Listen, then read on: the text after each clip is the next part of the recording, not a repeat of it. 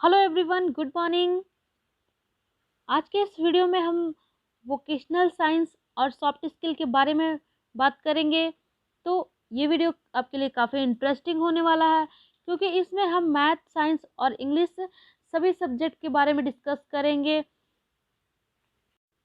तो इसलिए वीडियो में लास्ट तक बने रहे, क्योंकि ये आपके लिए काफ़ी यूज़फुल होने वाला है।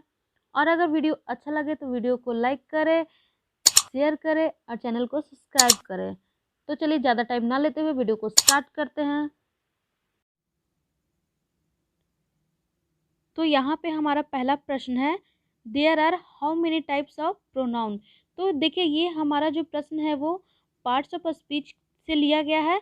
तो इसमें हमें बताना है कि जो हमारा प्रोनाउन है वो कितने टाइप्स का होता है।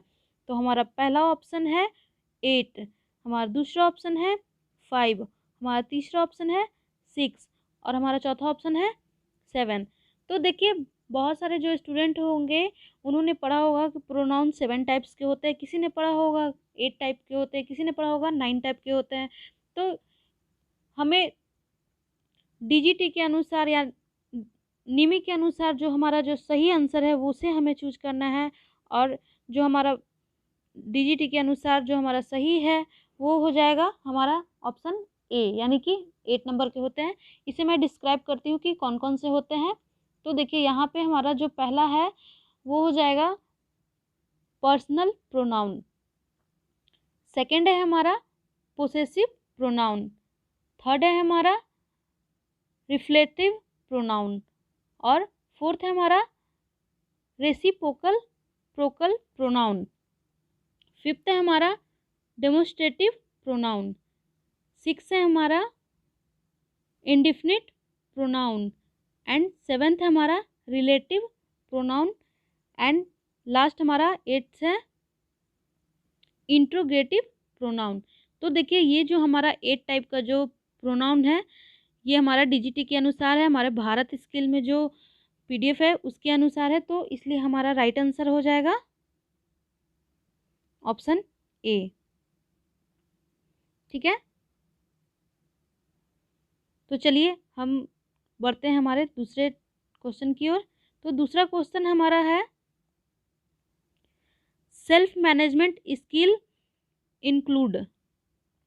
तो इसमें हमारा पहला ऑप्शन है इनिशिएटिव, दूसरा ऑप्शन है हमारा ऑर्गेनाइजेशन, तीसरा ऑप्शन है हमारा अकाउंटेबिलिटी और फोर्थ है हमारा ऑल ऑफ दीज। तो देखिए, ये हमारा प्रश्न कह रहा है कि जो हमारा सेल्फ मैनेजमेंट है, सेल्फ मैनेजमेंट को हमें मैनेज करने के लिए क्या क्या करना होगा। तो यहाँ पे जो हमारा इनिशिएटिव है इसका मतलब होता है एक्टिव होना, कि आप कितने एक्टिव हो अपने काम को लेकर। जब आपको कोई काम दिया जाता है तो आप उसके प्रति कितने एक्टिव हो, तो इसका मतलब एक्टिव होना होता है। और दूसरा है हमारा ऑर्गेनाइजेशन। तो ऑर्गेनाइजेशन क्या होता है, तो जो आपको शेड्यूल दिया गया है उसे आप कैसे ऑर्गेनाइज्ड करते हो। तीसरा है हमारा अकाउंटेबिलिटी। तो इसका मतलब ये होता है कि आप अपने काम को लेकर कितने रिस्पॉन्सिबल हो। मतलब जब आपको काम दिया जाता है तो आप उसके प्रति कितने जवाबदेही हो, कितने आप उस काम को कैसे करते हैं, कितने अच्छे से करते हैं। तो इसमें हमारा राइट आंसर हो जाएगा ऑप्शन डी, यानी कि ऑल ऑफ दीज। क्योंकि आपको जब अपना सेल्फ मैनेजमेंट खुद के लिए करना होता है, खुद को प्रूफ करना होता है, तो हम अ, अपना बेस्ट देने की कोशिश करते हैं।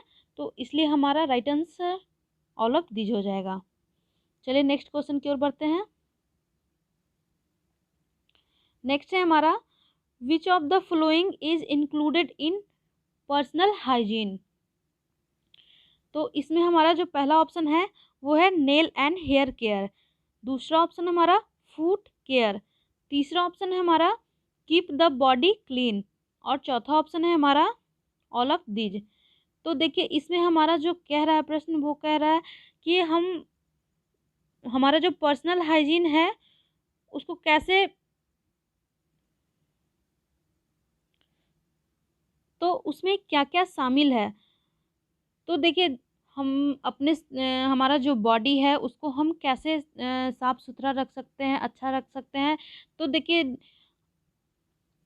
इसके लिए हमें अपने नेल्स को भी साफ़ सुथरे रखने चाहिए, क्योंकि आजकल का जो हमारा फ़ैशन है वो नेल्स बढ़ाने पे दिया गया है। मतलब बहुत से लोग अपने नेल्स को बढ़ाते हैं, तो उसकी साफ़-सफ़ाई भी ज़रूरी है, क्योंकि हम लोग हाथ से ही खाना खाते हैं, बहुत से काम करते हैं, तो इसकी साफ़-सफ़ाई ज़रूरी है। टाइम-टाइम पे इसे कट कट भी करना चाहिए, ताकि हमें कोई बीमारी ना हो।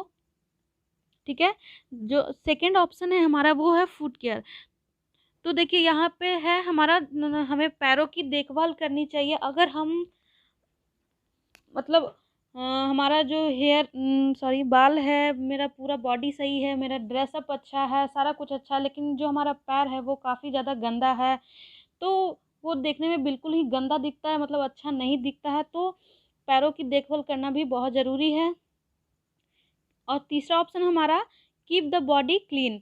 तो देखिए, सपोज़ हम बहुत अच्छे, बहुत महँगे ब्रांडेड कपड़े पहन रहे हैं, लेकिन काफ़ी टाइम से नहीं नहाए हैं, तो हमें बहुत सारी बीमारियाँ हो सकती है। तो इस वजह से हम लोगों को रोज़ नहाना चाहिए, अपने बॉडी को क्लीन रखना चाहिए। ये नहीं है कि नहाना है बट नहीं नहाना है, तो ऐसा नहीं है कि डेली नहाना ही है। लेकिन हाँ, ये है कि अपने बॉडी को क्लीन रखें, ताकि जो आप कपड़े पहन रहे हैं वो आप पे सूट करे, आप देखने में अच्छे लगे, बीमारी से बचने के लिए।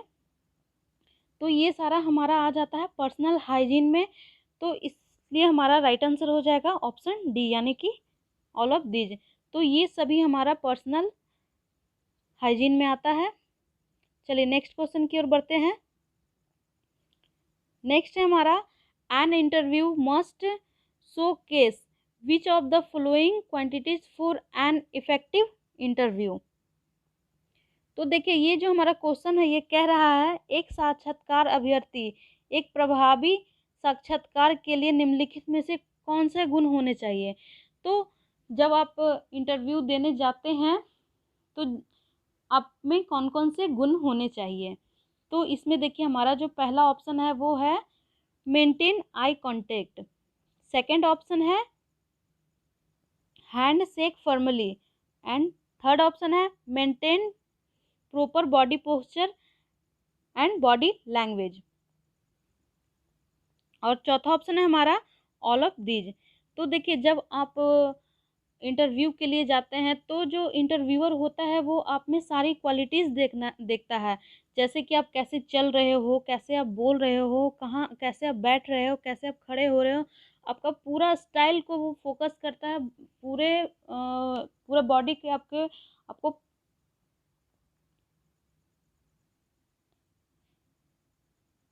आपके पूरे बॉडी पे वो फोकस करता है।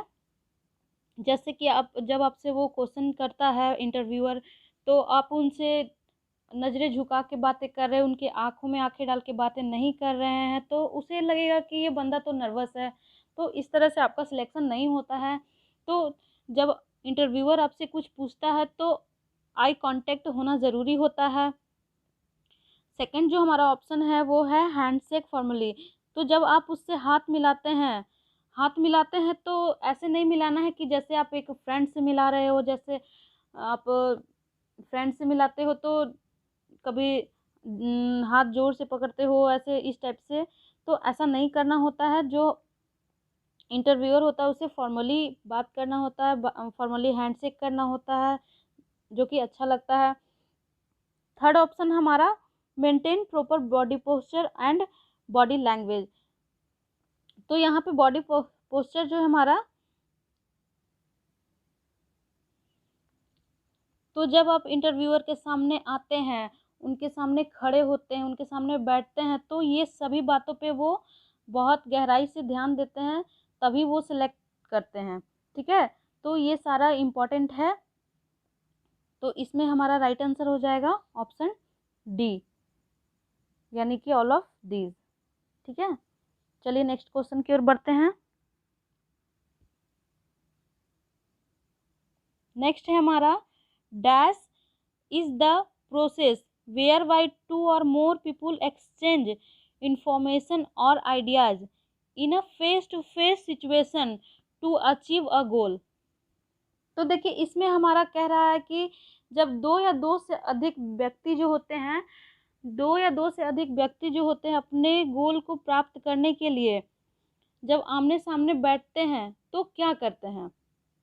तो इसमें हमारा जो फर्स्ट ऑप्शन है वो है डिस्कशन, सेकंड ऑप्शन है आर्गुमेंट, थर्ड ऑप्शन है इक्वल और फोर्थ ऑप्शन है नन ऑफ दीज।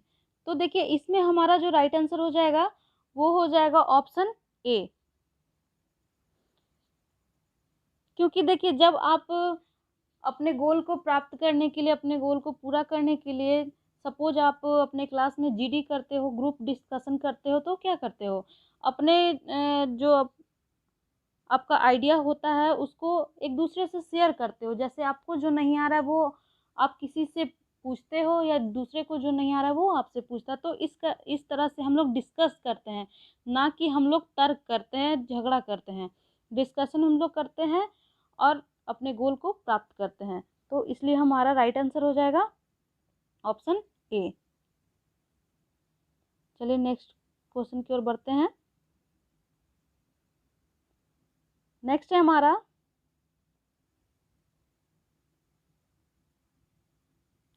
तो देखिए इसमें हमारा क्वेश्चन है the activity of sitting up a business or businesses talking on financial risk in the hope of profit is called. तो जब आप बिजनेस को स्टार्ट करते हैं, अपने बिजनेस को स्टार्ट करते हैं तो क्या करते हैं। ठीक है, तो हमारा देखिए पहला जो ऑप्शन है वो है एंटरप्रेन्योरशिप, सेकंड ऑप्शन है हमारा सोशल वर्क और थर्ड ऑप्शन है हमारा रिस्क मैनेजमेंट और फोर्थ है हमारा प्रॉफिट मैनेजमेंट। तो देखिए इसमें जो रिस्क मैनेजमेंट है, क्वेश्चन में क्या कह रहा है कि आप फाइनेंशियल रिस्क क्यों करते हैं, उम्मीद करते हैं प्रॉफिट के लिए। तो आपने एंटरप्रेन्योरशिप पीओटी में पढ़ा होगा तो उसमें आपको तीन चीज़ें मिली होगी। तो पहला जो है हमारा वो है इंटरप्राइज होता है,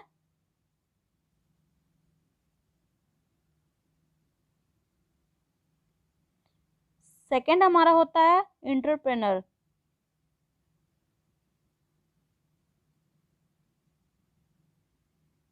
और थर्ड हमारा होता है एंटरप्रेन्योरशिप। तो एंटरप्रेन्योरशिप क्या होता है, वो एक तरह की एक्टिविटी होती है। तो हमारा पहला जो क्वेश्चन कर रहा है इसमें देखिए आपको क्वेश्चन में ही आंसर मिल गया कि यहाँ पे एक्टिविटी दिया हुआ है। तो यदि यहाँ पे आपको पर्सन दिया हुआ रहता तो इनमें से कोई भी ऑप्शन नहीं होता। यहाँ पे एक्टिविटी दिया हुआ है, एंटरप्रेन्योरशिप का मतलब ही एक्टिविटी होता है गाइस।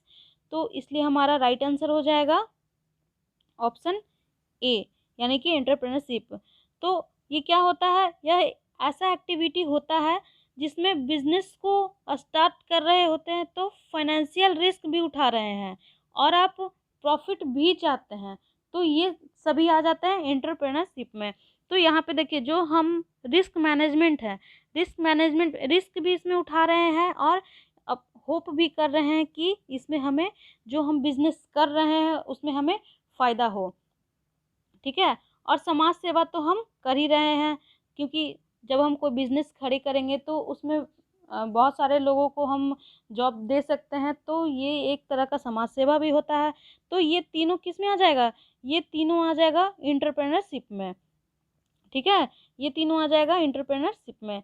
तो इसलिए हमारा राइट आंसर जो हो जाएगा वो हो जाएगा ए यानी कि एंटरप्रेन्योरशिप।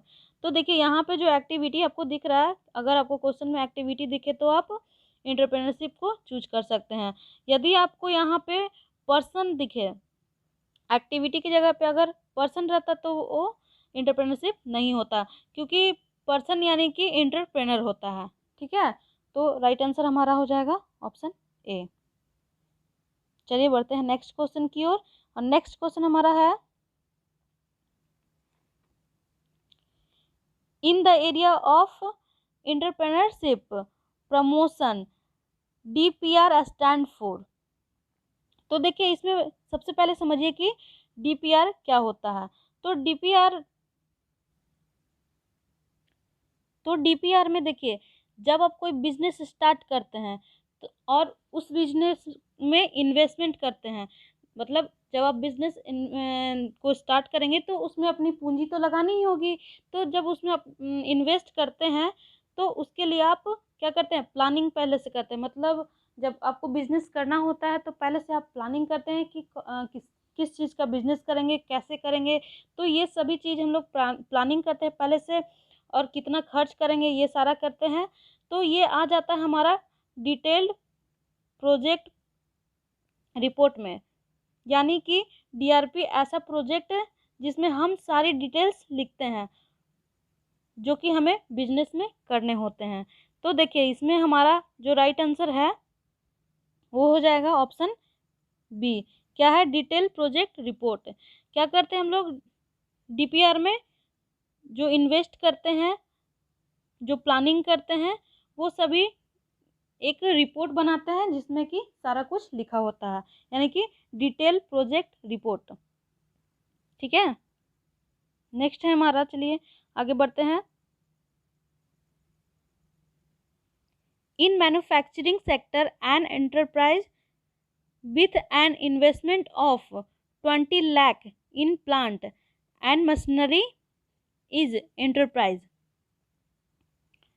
तो देखिए, ये जो हमारा है, तो इसमें मैंने बताया आपको कि इंटरप्राइज जो होता है वो हमारा पर्सन होता है। तो इसमें ये कह रहा है कि आपको 20 लाख तक के निवेश के लिए लोन मिलता है। गवर्नमेंट जो होती है वो बिजनेस को स्टार्ट करने के लिए फंड प्रोवाइड करती है। और ये जो फंड होता है गाइस, ये 4 टाइप्स के होते हैं। तो इसमें जो हमारा स्मॉल जो होता है, इसमें 20 करोड़ के तक के हमें फंड्स मिलते हैं गवर्नमेंट के थ्रू।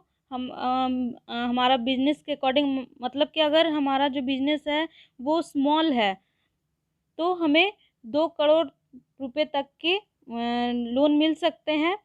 और यदि हमारा जो बिजनेस है वो मीडियम है तो इसमें हमें 5 करोड़ तक के लोन मिल सकते हैं। और यदि हमारा बिजनेस जो है वो छोटा है, सूक्ष्म है, तो इसमें हमें कितने 20 लाख रुपए तक के लोन मिल जाते हैं।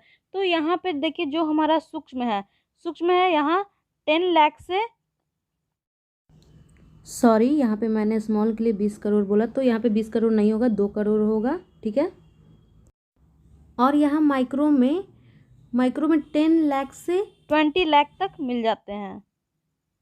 ठीक है। और जो हमारा बृहद है, यानी कि लार्ज है, मतलब अगर हम बहुत बड़ी कंपनी ओपन करना चाहते हैं तो इसके लिए हमें 5 करोड़ प्लस तक का अमाउंट मिल जाता है। ठीक है। तो इसमें देखिए, हमारा प्रश्न क्या कह रहा है, हमारा प्रश्न कह रहा है 20 लाख। तो ये किस में आ जाएगा, सूक्ष्म में आ जाएगा। ठीक है। और यदि हमारा यहाँ पे 20 की जगह, यहाँ हमारा 20 की जगह अगर 2 करोड़ होता, 5 करोड़ होता, या फिर 5 करोड़ प्लस होता, तो इसमें से और दूसरे ऑप्शन होते हैं। लेकिन यहाँ पे हमारा 20 लाख रुपये दिया हुआ है, इसलिए इसका राइट आंसर हो जाएगा ऑप्शन सी, यानी कि माइक्रो। आई होप कि आपको ये क्लियर हो। स्मॉल में कितने मिलते हैं, 2 करोड़। ठीक है। और मीडियम में कितने मिलते हैं, 5 करोड़। माइक्रो में यहाँ 20 लाख, और लार्ज में 5 करोड़ प्लस। यानी अगर आपका बिजनेस काफ़ी ज़्यादा बड़ा है तो आपको 5 करोड़ प्लस भी फंड मिल सकता है। ठीक है। चलिए नेक्स्ट क्वेश्चन की ओर बढ़ते हैं। तो ये देखिए, हमारा काफ़ी इंटरेस्टिंग है, ये मैथ का हमारा क्वेश्चन है। तो चलिए इसको देखते हैं। तो देखिए, इस क्वेश्चन में क्या कह रहा है, the ratio of radius of 2 circle is 1:2, the ratio of this area would be. तो यहाँ पे हमारा क्वेश्चन कह रहा है कि हमारे पास 2 वृत्त है। क्या है, 2 वृत्त है जिनका अनुपात कितना है, 1:2 है, यानी कि 1:2 है, तो उनका क्षेत्रफल का अनुपात कितना होगा। तो देखिए यहाँ पे क्या कह रहा है, अनुपात जो है 1:2 है, तो यहाँ पे पहले हम वृत्त बना लेते हैं, ठीक है। और इनकी जो त्रिज्या का अनुपात है वो कितना है, 1:2 है, ठीक है। यानी कि एक बड़ा सर्किल होगा, एक छोटा सर्किल होगा। तो जो हमारा छोटा सर्किल है उसे हम छोटे आर से डिनोट करते हैं, और जो हमारा बड़ा सर्किल है उसे हम कैपिटल आर से डिनोट करते हैं, ठीक है। तो देखिए हमारा जो सर्किल है उसका एरिया का फॉर्मूला क्या होता है, एरिया का फॉर्मूला होता है सर्किल का पाई आर स्क्वायर।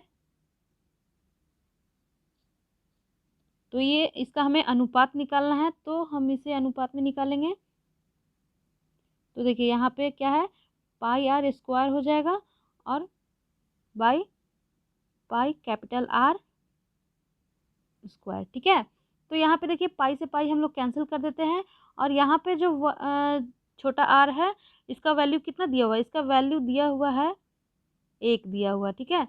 और बाई बड़ा आर जो है कैपिटल आर है उसका वैल्यू कितना दिया हुआ है, 2 दिया हुआ है। तो हम यहाँ पे 2 कर देंगे और इनका स्क्वायर करेंगे, तो कितना होगा 1 का स्क्वायर, यानी 1 गुना 1 करेंगे बाई 2 गुना 2 करेंगे, ठीक है। तो ये क्या हो जाएगा 1/4, यानी कि 1:4। तो इनकी जो त्रिज्या के अनुपात 1:2 है, उनका क्षेत्रफल का अनुपात कितना हो जाएगा 1:4। तो राइट आंसर क्या होगा, ऑप्शन ए होगा। आई होप कि ये आपको क्लियर होगा। चलिए नेक्स्ट क्वेश्चन की ओर बढ़ते हैं। तो देखिए यहाँ पे हमारा क्वेश्चन है वो कह रहा है, if the length of rectangle is 6 centimetre and its parameter is 30 cm, then the area is. तो यहाँ पे हमारा कह रहा है कि जो हमारा आयत है उसकी जो लंबाई है वो 6 सेंटीमीटर है। तो आयत देखिए कैसा होता है, आयत यानी कि जिसकी आमने सामने की भुजाएं बराबर हो, यानी कि जितना हमारा ये है उतना ही ये होगा, जितना हमारा ये है उतना ही ये होगा, ठीक है। तो इसकी जो लंबाई है ये दिया हुआ है हमारा 6 सेंटीमीटर, तो ये भी हमारा 6 सेंटीमीटर होगा, ठीक है। तो इसमें कह रहा है कि इसका क्षेत्रफल कितना होगा, तो ये जो हमारा रेक्टेंगल है इसका क्षेत्रफल कितना होगा। तो यहाँ पे देखिए सिर्फ हमारा लंबाई दिया हुआ है और पेरीमीटर दिया हुआ है, परिधि दिया हुआ है। तो आयत का परिधि का फॉर्मूला क्या होता है, 2 × L + 2 × वाइड, ठीक है। तो यहाँ पे हमारा परिधि दिया हुआ है, पेरीमीटर दिया हुआ है, तो पेरीमीटर हमारा हो जाएगा 30 = 2 × L कितना दिया हुआ है, 6 दिया हुआ है, तो 6 करेंगे प्लस 2 × W, ठीक है। तो यहाँ पे हमारा कितना हो जाएगा 12 हो जाएगा, तो 30 = 12 + W, ठीक है। तो ये जो 12 है हम लोग इसको इधर ले आएंगे, तो 30 - 12 = 2W। तो यहाँ पे मैं साइड में कर दे रही हूँ। तो यहाँ पे 2W = 18 हो जाएगा, यानी कि W = 9 हो जाएगा। तो देखिए हमारा जो आयत है उसके एरिया का फॉर्मूला क्या होता है, एरिया का फॉर्मूला होता है L × B। तो L हमारा कितना दिया हुआ है 6 सेंटीमीटर, ठीक है। और हमारा जो B आया या W आया वो कितना आया है 9 आया है, तो यहाँ पे हम कर देंगे 9। तो हमारा राइट आंसर हो जाएगा 54 सेंटीमीटर स्क्वायर, यानी कि ऑप्शन ए। ठीक है, आई होप कि आपको ये क्लियर हो। चलिए, इसका राइट आंसर क्या हो जाएगा? Option A.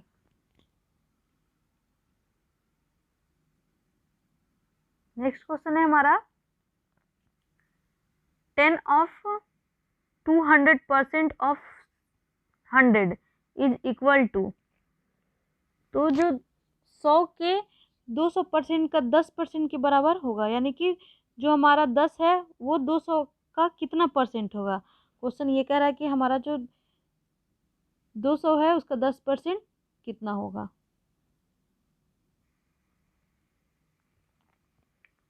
चलिए, तो देखिए ये जो हमारा क्वेश्चन है, तो इसमें देखिए कोई भी क्वांटिटी जो होती है वो अपने आप में कितने परसेंट होती है? 100% होती है। ठीक है, कितनी होती है? 100% होती है। तो यहाँ पे हमारा क्या दिया हुआ है? 200%, यानी कि ये कितना हो गया? 100 का दुगना हो गया, यानी कि 200% हो गया, है ना। जब कोई क्वांटिटी अपने आप में 100 होती है और यहाँ पे 200 दिया हुआ, तो यानी वो 100 का कितना है? 2 गुना है ना। चलिए, तो यहाँ पे हम 200% का 10% निकालते हैं, गुना 10/100।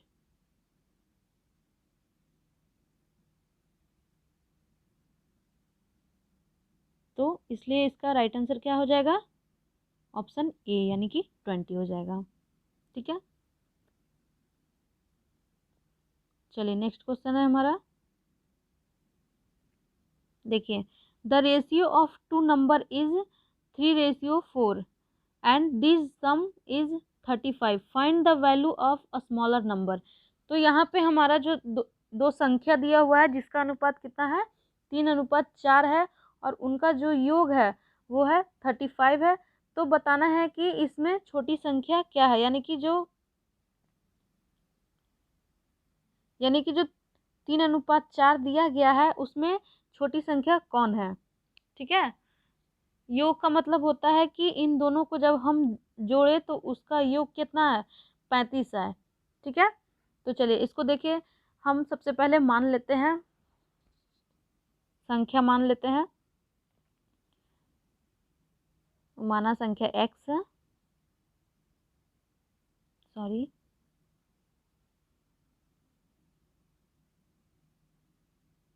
संख्या x माने। तो देखिए, जब भी हम संख्या मानते हैं और उसको गुना करते हैं तो हम अंश और हर दोनों में गुना करते हैं। ठीक है, हम सिर्फ एक में गुना नहीं करते हैं, जब भी हम करते हैं तो दोनों में करते हैं। तो यहाँ पे देखिए हमारा 3/4 है, तो जब भी हम गुना करेंगे तो ऊपर और नीचे दोनों में करेंगे। तो यहाँ पे क्या करेंगे? हम 3 में गुना भी करेंगे और 4 में भी करेंगे। तो इसलिए हमारा क्या हो जाएगा? 3x, ठीक है, प्लस सॉरी बाई 4x हो जाएगा। और इसका जो योग है, इसका योग है कितना? 35 है। इसे मैं थोड़ा इरेज कर देती हूँ अच्छे से ताकि आपको समझ आए। तो देखिए यहाँ पे 3x हो जाएगा, 3x plus 4x equal to कितना है? 35 दिया हुआ है क्वेश्चन में। तो यहाँ पे जब हम जोड़ेंगे तो 4 और 3 7 हो जाएगा, 7x इक्वल टू 35। तो x इक्वल टू कितना हो जाएगा? 5 हो जाएगा। तो जो हमारा संख्या है वो 3x है और यहाँ पे हमारी संख्या है 4x। तो देखिए यहाँ पे 3 और x का वैल्यू कितना आया? 5 आया, यानी कि 15 है।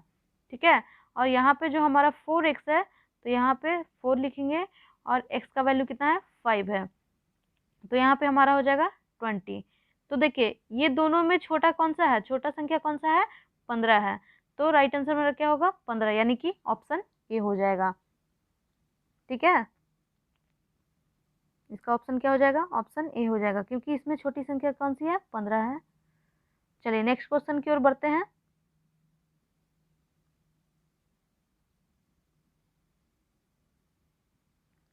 तो देखिए नेक्स्ट क्वेश्चन हमारा ये कह रहा है द वैल्यू ऑफ 7√6। तो देखिए यहाँ पे आपको थोड़ा कन्फ्यूजन होगा, तो मैं ये बता देती हूँ कि ये जो हमारा दिया हुआ है वो ये ये √7 है और इसके पावर में 6 है, इंटू में 6 नहीं है, ठीक है। ये इंटू में 6 नहीं है, ठीक है। ये क्या है? पावर में 6 है, यानी कि 7 है और इसके पावर में 6 है। तो क्या हम इसे इस तरीके से लिख सकते हैं? 7 का स्क्वायर इंटू 7 का स्क्वायर इंटू 7 का स्क्वायर। क्यों लिख सकते हैं? तो देखिए जब हमारा नीचे का क्वांटिटी सेम होता है तो इसका पावर क्या होता है? जुट जाता है। यहाँ पे भी 7 है, √7 है, यहाँ पे भी √7 है और यहाँ पे भी √7 है, ठीक है। तो क्या होगा? इनका पावर जुट जाएगा। तो कितना हो जाएगा? 2 2 4 और 2 6, यानी कि √7 पावर 6 हो जाएगा। लिख सकते हैं ना? वैसे इसे लिख सकते हैं ना? तो देखिए यहाँ पे जो स्क्वायर है तो हमें इसे 2 बार गुना करना होगा, तो यहाँ पे हम √7 गुना √7 करते हैं तो कितना होता है? √7 होता है ना। तो जब 2 रूट होते हैं तो उनमें से उनका रूट क्या होता है? हट जाता है। तो देखिए इस कंडीशन में हमारा 7 मिलता है और यहाँ पे इंटू है तो इंटू हम कर देंगे, और यहाँ पे क्या है? यहाँ भी हमारा सेम है, √7 है, इसको 2 बार गुना करना, तो इसे भी हम इसी तरीके से करेंगे। तो इसमें से भी हमारा क्या होगा? इसमें से भी हमारा एक 7 आएगा और फिर ये भी सेम है, तो इसका भी यही कंडीशन होगा। क्या होगा? √7 गुना √7, तो यहाँ से भी हमें क्या मिलेगा? 7 मिलेगा, ठीक है। और यहाँ पे इंटू है तो हम लोग इंटू कर दे रहे हैं। तो कितना हो जाएगा? 7 इंटू 7 कितना होता है? 49 होता है, इंटू 7 करेंगे तो कितना होगा? 343 हो जाएगा। तो ये हमारा कौन सा ऑप्शन है? ऑप्शन ए, ठीक है। क्या हो जाएगा? ऑप्शन ए, यानी कि 343। आई होप कि आपको ये क्लियर हो। फ्रेंड्स अगर आपको कोई भी डाउट्स अगर लगते हैं तो आप मुझे कमेंट बॉक्स में पूछ सकते हैं। चलिए नेक्स्ट क्वेश्चन की ओर बढ़ते हैं। नेक्स्ट क्वेश्चन है हमारा the energy is released when a fuel is burn. तो यहाँ पे क्या कह रहा है? ईंधन जलाने पे हमें ऊर्जा मिलती है। हमें कौन सी ऊर्जा मिलती है?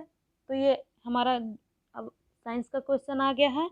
अब तक हमारा मैथ का क्वेश्चन चल रहा था, अब हमारा कितना क्या आ गया है? साइंस का क्वेश्चन आ गया है। तो देखिए इसमें जब हम किसी फ्यूल को जलाते हैं, ठीक है, ये हमारा बॉक्स हो गया और इसे हम जलाते हैं, ठीक है। तो हमें क्या मिलता है? क्वेश्चन क्या कह रहा है कि जब हम किसी फ्यूल को जलाते हैं, ईंधन को जलाते हैं, तो हमें क्या मिलता है? तो देखिए अगर हम किसी ईंधन को जलाएंगे तो हमें क्या मिलेगा? हीट मिलेगा। लेकिन हीट हमारा यहाँ ऑप्शन में नहीं है, तो हमें क्या मिलेगा? जलाने के बाद हमें क्या मिलेगा? केमिकल मिलेगा। तो इसलिए हमारा राइट आंसर क्या हो जाएगा? केमिकल हो जाएगा, यानी कि ऑप्शन ए हो जाएगा। जलाने के बाद क्या बचेगा? केमिकल बचेगा। अगर इसमें केमिकल ऑप्शन नहीं होता, हीट होता, तो हमारा राइट आंसर क्या हो जाता? हीट हो जाता, ठीक है। और हीट ऑप्शन में नहीं है तो हमारा क्या हो जाएगा? केमिकल हो जाएगा। और ये जो साउंड है हमारा, साउंड क्या हो जाएगा? जो लाउड स्पीकर होता है वो बजेगा तो क्या हो जाएगा, साउंड हो जाएगा। ठीक है, ठीक है, करते हैं। और ये हमारा लास्ट क्वेश्चन है, आगे का हम नेक्स्ट क्लास में करेंगे। तो आज के लिए बस इतना ही फ्रेंड्स, मिलेंगे हम हमारे नेक्स्ट क्लास में। और नेक्स्ट क्लास में हम लोग 15 क्वेश्चन से फिर से स्टार्ट करेंगे। ठीक है, और ये जो हमारा पीडीएफ है, ये पीडीएफ हमारा भारत स्किल का पीडीएफ है, 2020-21 सेशन का पीडीएफ है। तो यदि आपको ये पीडीएफ चाहिए तो आप इसे भारत स्किल के साइट पे जाके डाउनलोड कर सकते हैं, या फिर भारत स्किल ऐप से भी आप इसे डाउनलोड कर सकते हैं।